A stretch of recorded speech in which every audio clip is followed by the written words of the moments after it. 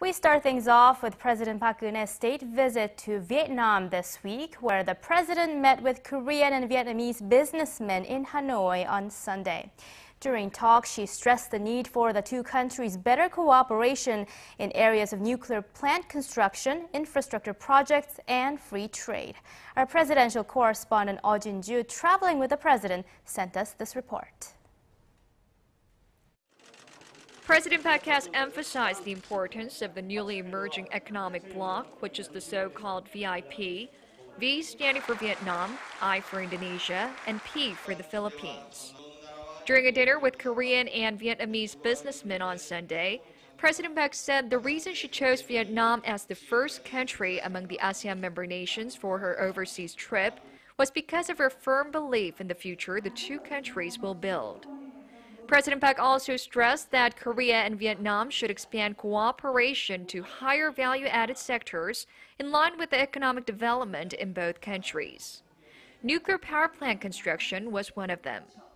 원전 건설 협력이 구체화되면 베트남 경제의 안정적 성장에 크게 기여할 뿐만 아니라 양국 간 경제 협력의 새로운 지평을 열게 될 것입니다. Earlier in the day, President Park attended a fashion show of the two countries' traditional attire, Korea's hanbok and Vietnam's áo dài.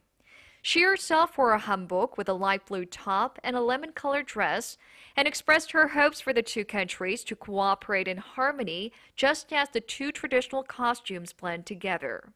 베트남의 아름다운 아오자이와 또 한국의 고운 한복이 이렇게 한 자리에서 양국의 문화를 나눌 수 있는 소중한 기회를 갖게 돼서 매우 기쁘게 생각합니다.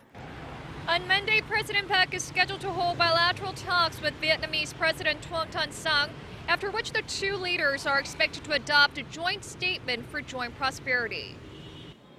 As the key focus of President Park's Vietnam trip is her sales diplomacy, Senior Presidential Secretary for Foreign Affairs Eoh Jin-joo explained she will call on the Vietnamese government to support Korean companies in winning bids for nuclear power plant construction and major national infrastructure projects. She's also expected to ask Vietnam to quickly push ahead with free trade agreement negotiations and improving the business environment for investment. Eoh Jin-joo, Arirang News, Hanoi.